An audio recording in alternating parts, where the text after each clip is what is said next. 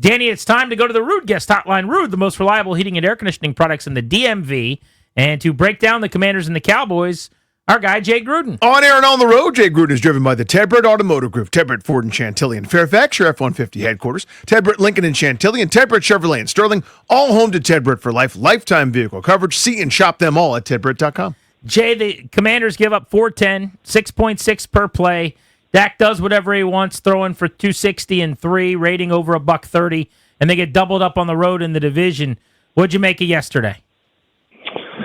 Well, it was all about the end of the second quarter, start of the third quarter. You know, the big play to CD happens from time to time, but, the touchdown at the end of the half for Dallas should have never happened. And then the start of the third quarter, Jayden gets hurt, and then they go down to score, and the game's out of reach. And then they get the pick six right after that. So just a terrible turn of events, starting with the last breakdown of the end of the first half.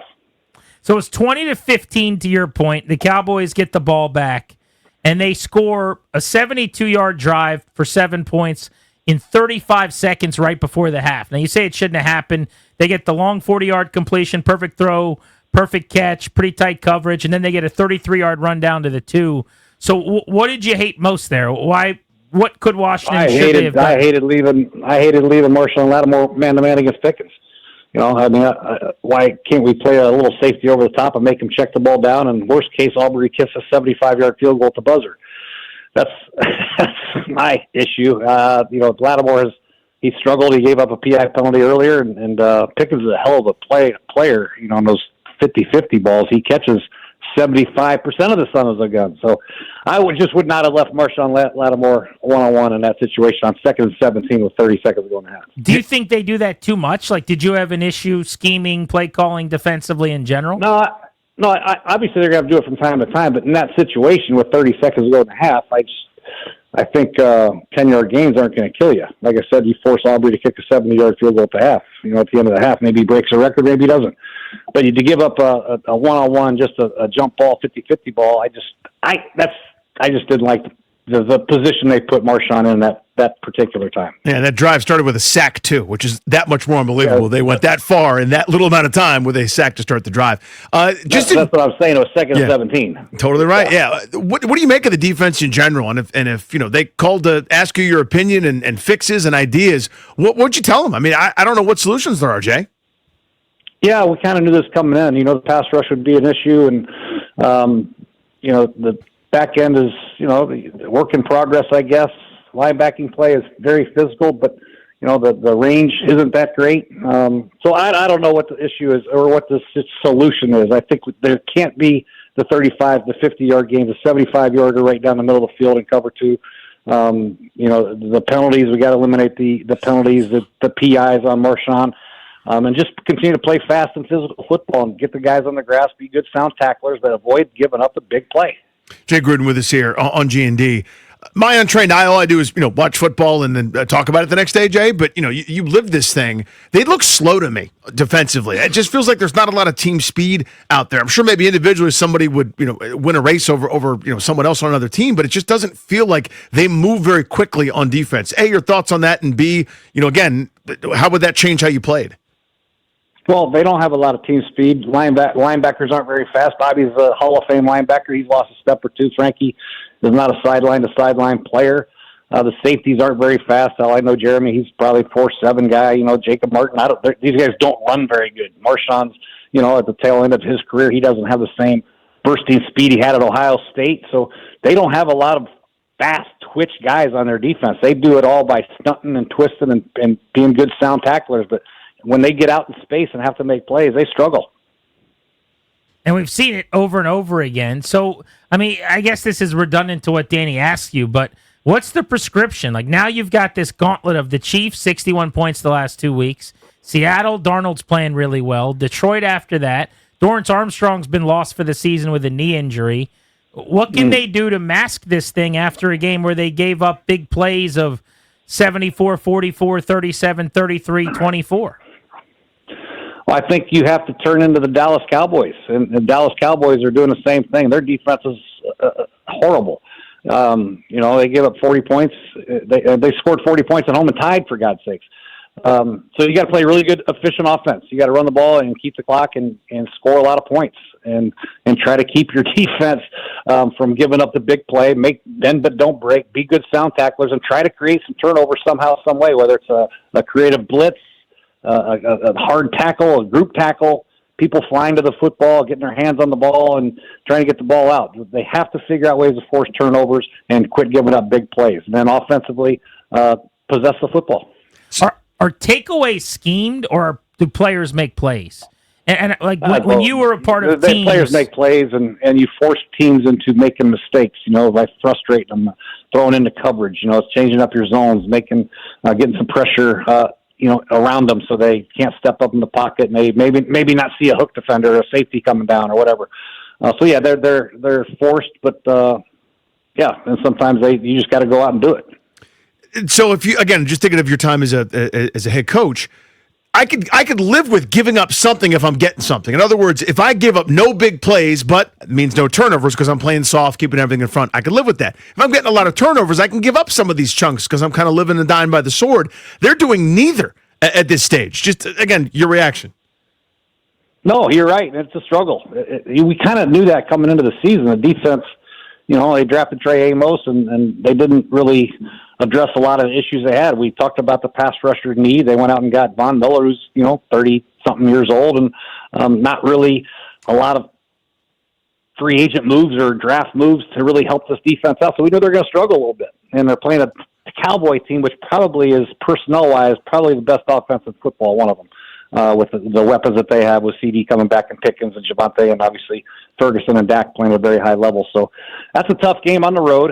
They were still 20-15 at the half, but like I said, the end of the end of the half was a killer, and a backbreaker, then a pick six, and the wheels fell off. But they're still a team. They've won 3 games somehow, some way, and they should have beat Chicago. They should have 4 wins already with this defense. So it's not like it's the end of the world. They have players that can make plays. They've got a great leader in Bobby Wagner.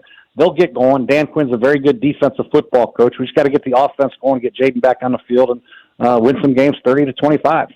If you were calling plays and putting together a game plan offensively against them, other than just licking your chops and being super excited for Sunday at 1, like what would you be thinking? Would you attack Lattimore? Like how would you go about operating against them? All of the above. I don't know. Sometimes you have so many ways to attack a defense. Javonte Williams had 116 yards rushing. Okay, do you want to throw the CD here, or do you want to throw it to Pickens? Wait, Ferguson's wide open across the middle on 3rd and 12. So I don't know. There's a lot of different ways to attack this defense right now, unfortunately. Got to get the secondary playing good, eliminate the penalties, the big plays, and force teams to get into 3rd down somehow, where Luvu and Bobby Wagner can blitz in the A-gaps and create some pressure somehow, some way. Because right now the problem is the 4-man rush ain't getting home, so they got to rush 5 or 6, and the corners aren't playing good enough to be on an island consistently. So Dan Quinn's hands are tied behind his back right now. He's got to figure something out, and I'm sure he'll get creative and try to do some different things coverage-wise and do some different things with some blitz and some fronts. Jay, let's go to Washington's offense here. A couple straight weeks, they haven't had much doing in the running game, especially this week against a terrible rush defense that's come in one of the worst in the NFL, one of the worst we've seen in some time.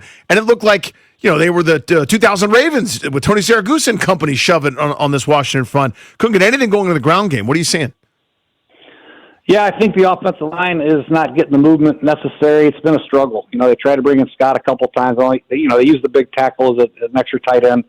Last couple of weeks, only did that a couple times. I don't know. The zone reads aren't working. Teams are doing a good job of keeping Jayden at bay as far as not giving up the big play. When the Redskins or the Commanders' offense is clicking in the run game, Jayden's threat with his legs opens up holes for the running game. And right now, they haven't done that. They haven't got the holes. They haven't got the push in the middle. The double teams aren't working as good. Connerly and the right side, Wiley, they're just not creating any movement right now for the inside zones that they like to run, and the counter plays that they're running have dried up a little bit. So, got to get the quarterback back in the running game a little bit, and got to get some of these pull plays that they were successful with the first couple of weeks going again. Former head coach here in D.C., Jay Gruden, is with us on Grant and Danny. How about Jayden Daniels? What have you seen from him? It's obviously not exactly what it was last year in terms of his performance. But what do you make of how he's playing right now? I think he's fine. I just never. If you would have told me that we're going to go play the Dallas Cowboys at Dallas and Robbie Chosen would be a leading have 4 receptions and lead the team in receptions, I see you have no chance to win. Nothing against Robbie, but I mean that's the weapons we're going to come out with against Dallas. Jalen Lane and Robbie Chosen and Chris Moore.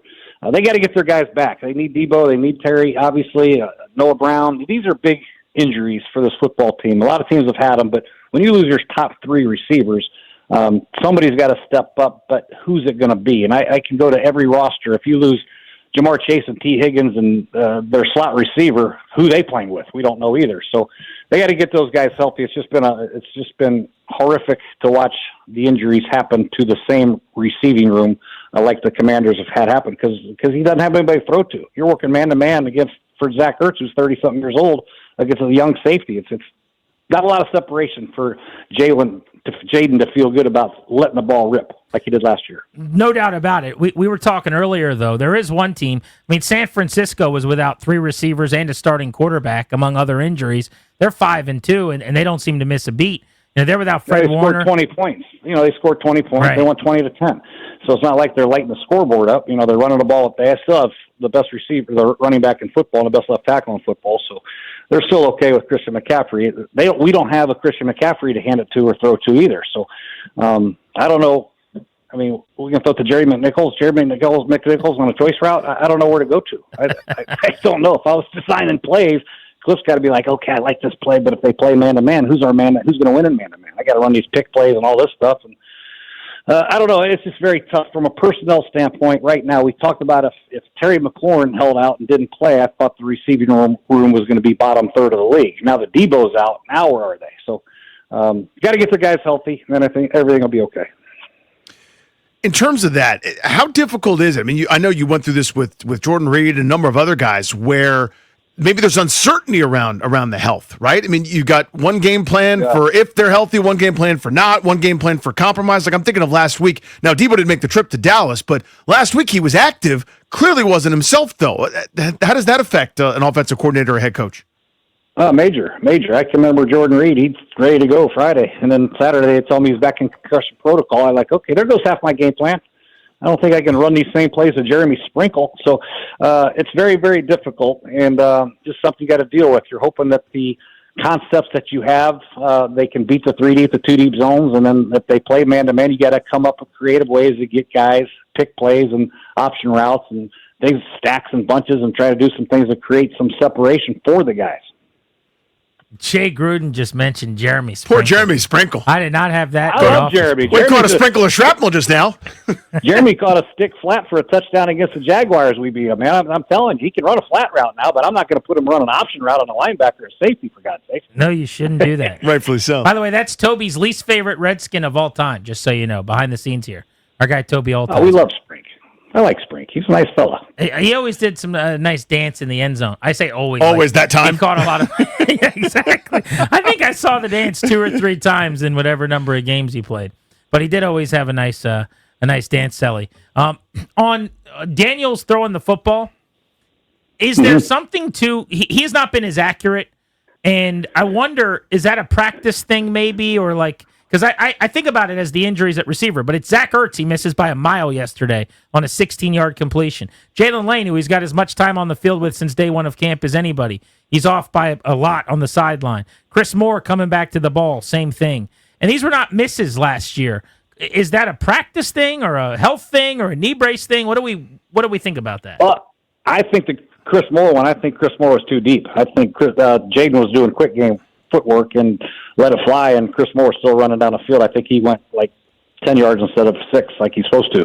And then the Zach Ertz one, it was an option route. He had a chance to sit it down on his own or continue on a sail cut, and Jayden anticipated him coming out of it a little bit more and missed that one. The other one, I think he just missed that throw. He's allowed to miss 1 or 2. I'll allow him to miss 1 or 2 throws, but sometimes these receivers, when you're playing different receivers, man, these depths and the timing is very important when you're a rhythm quarterback and you're getting the ball out on time, and your footwork is what it's supposed to be. Your quarterback coaches say, hey, this is footwork on this play. It's 1, 2, let it go.